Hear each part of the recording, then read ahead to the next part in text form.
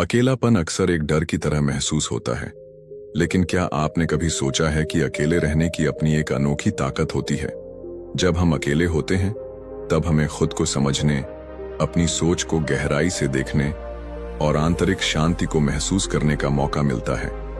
इस वीडियो में हम जानेंगे कि अकेले रहने की शक्ति को कैसे पहचाना जाए और इसे अपनी सबसे बड़ी ताकत में कैसे बदला जाए।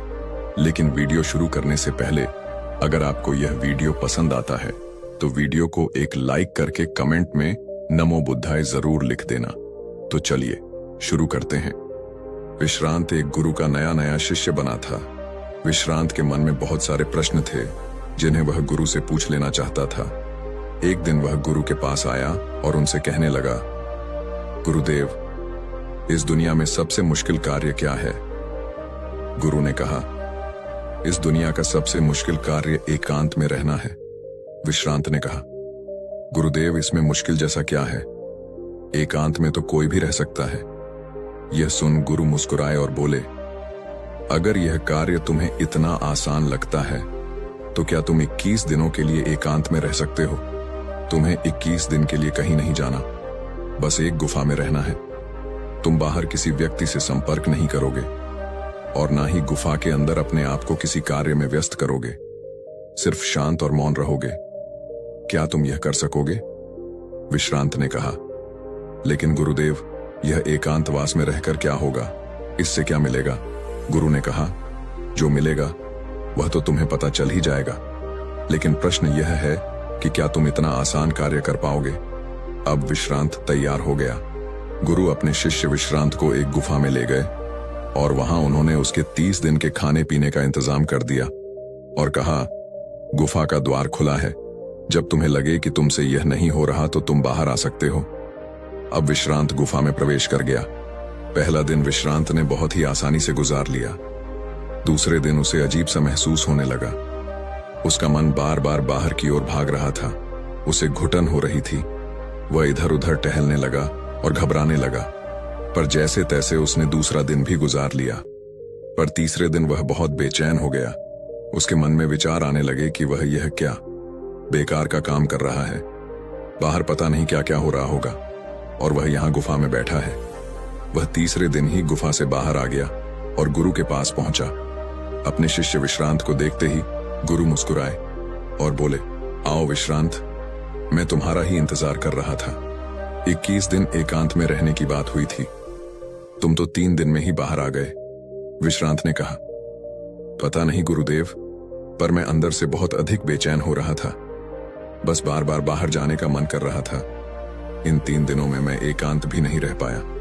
मन में बहुत सारे विचार, भावनाएं, कल्पनाएं और बहुत कुछ चल रहा था। कोई मुझे बाहर की ओर खींच रहा था। गुरु ने कहा, वह कोई और नहीं, तुम्हारा मन था। मन को एकांत पसंद ही नहीं है। वह हमेशा किसी दूसरे को ढूंढता रहता है, लेकिन जब उसे कोई दूसरा नहीं मिलता, कोई दूसरा दिखाई नहीं देता, तो वह बेचैन हो जाता है। इसीलिए तो तुम्हारा मन तुम्हें बाहर की ओर ले जाना चाहता था और तुम बाहर आ गए। विश्रांत ने कहा, गुरुदेव, आप बिल्कुल ठीक कह रहे हो कि एकांतवास करना दुनिया का एक बहुत ही मुश्किल कार्य है। गुरु ने कहा, तुमने यह नहीं पूछा कि इस दुनिया का सबसे आसान कार्य क्या है। विश्रांत ने कहा, गुरुदेव, मेरे मन में यह प्रश्न भी था, लेकिन मैं पूछ नहीं पाया। गुरु ने कहा, अगर इस दुनिया का सबसे मुश्किल कार्य एकांतवास है तो इस दुनिया का सबसे आसान कार्य भी एकांतवास है। विश्रांत ने कहा, आप ये कैसी विरोधाभासी बातें कर रहे हैं? गुरुदेव, मैं कुछ समझ नहीं पा रहा। गुरु ने कहा, एकांतवास हमारा स्वभाव है, बस हम अपने स्वभाव से दूर हो गए हैं और मन के बनाए इस जाल में फंसकर हम हमेशा किसी दूसरे को ही ढूंढते रहते हैं और अपने एकांत को खो बैठते हैं। एकांत को साधना नहीं पड़ता, बल्कि वही हमारा स्वभाव है। यह सुन विश्रांत ने कहा, गुरुदेव, अगर एकांत हमारा स्वभाव है और यह इतना आसान है तो मैं क्यों 3 दिन में ही उस गुफा से बाहर आ गया? क्यों मुझे वहां रहना इतना मुश्किल लगा? क्यों वहां मुझे घुटन हो रही थी? क्यों मैं इतना बेचैन हो गया था? गुरु ने कहा, जब तक एकांत तुम्हारे अंदर से उत्पन्न नहीं होगा तब तक चाहे तुम किसी गुफा में बंद करके ही क्यों न रखे, जाओ, तुम एकांत में नहीं रहोगे। वहां भी तुम अपने आसपास भीड़ एकत्र कर लोगे और वह भीड़ तुम्हारे मन के भीतर होगी। इसके बाद गुरु शिष्य विश्रांत को एक नदी के पास ले गए और कहा, इस नदी पर बांध बांधना हो तो तुम्हें कितना समय लगेगा? क्या तुम उसे आज के आज बांध सकते हो?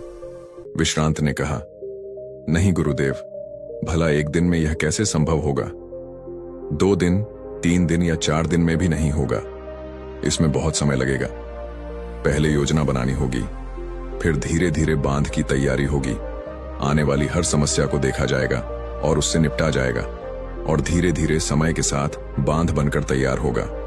गुरु ने कहा, ठीक कहा तुमने, और बिल्कुल इसी तरह मन की नदी पर धीरे धीरे बांध बांधा जाता है। 1, 2, 3 या 4 दिन में नहीं, धीरे धीरे समय लगाकर यह किया जाता है। विश्रांत ने कहा, गुरुदेव, आप जो मुझे समझाना चाह रहे हैं वह मैं अच्छे से समझ गया हूं। मैं भी धीरे धीरे अपने मन की नदी पर बांध बांधने की तैयारी करूंगा। उस दिन से विश्रांत ने अपनी साधना पर ध्यान देना शुरू कर दिया। वह धीरे धीरे मन के विरुद्ध खड़ा होने लगा। उसने छोटे छोटे संकल्प लेने शुरू किए। उसने बहुत सारे संकल्पों को पूरा किया और बहुत सारे संकल्प उसके अधूरे रह गए जो बीच में ही छूट गए थे। पर हर बार वह और अधिक मजबूत होता चला गया। हर संकल्प पूरा होने के साथ उसका खुद पर नियंत्रण बढ़ता चला गया। समय के साथ उसके छोटे छोटे संकल्प बड़े संकल्पों में बदलने लगे। फिर एक दिन उसने संकल्प लिया और वह उस गुफा के अंदर चला गया। 21 दिन वह उस गुफा से बाहर नहीं आया। जब 21 दिन बीत गए तो गुरु को अपने शिष्य की चिंता हुई और वह उसे देखने गुफा के अंदर चले गए। उन्होंने देखा कि उनका शिष्य विश्रांत बिल्कुल शांत होकर एक स्थान पर ध्यान में बैठा हुआ है। इसके बाद शिष्य और गुरु दोनों उस गुफा से बाहर आ गए। दोस्तों, अब आप सोच रहे होंगे कि इस एकांतवास की कहानी का मतलब क्या है। वास्तव में एकांत वह चीज है जो हमें सत्य दिखाता है, शांति दिखाता है। हम सब अपने जीवन में बहुत छोटी छोटी चीजों में उलझे रहते हैं जो असल में इतनी मामूली हैं कि उनके होने या ना होने से कोई फर्क नहीं पड़ता, पर हमने उनको इतना बड़ा बना लिया है कि वह हमारे जीवन में बहुत मायने रखती हैं और हमारा जीवन उनके चारों ओर घूमता रहता है और हम वहीं के वहीं भटकते रहते हैं। इस दुनिया में कोई भी नहीं बचा, चाहे कोई कितना ही बड़ा इंसान क्यों ना हो, कितनी भी अकड़ के साथ क्यों ना खड़ा हो, सब मिट्टी में मिल गए हैं। राजा हो, भिखारी हो, शक्तिशाली हो या कमजोर हो, साधु या सन्यासी, कोई भी हो, किसी की अकड़ बाकी नहीं रही। जिन छोटी छोटी चीजों के लिए हम लड़ते झगड़ते रहते हैं, क्या करोगे? इन चीजों का कुछ पल ही लगते हैं। इस शरीर को मिट्टी बनने में कुछ समय मिला है जो बहुत कीमती है। उपयोग कर लो, कुछ सीख लो, कुछ जान लो, अपना जीवन जी लो। सब कुछ जानते हुए भी हम कुछ नहीं जानते। बस यही हमारी विडंबना है और यही हमारी बेहोशी है, और इसी से बाहर निकलने का नाम जीवन है। नमो बुद्धाय।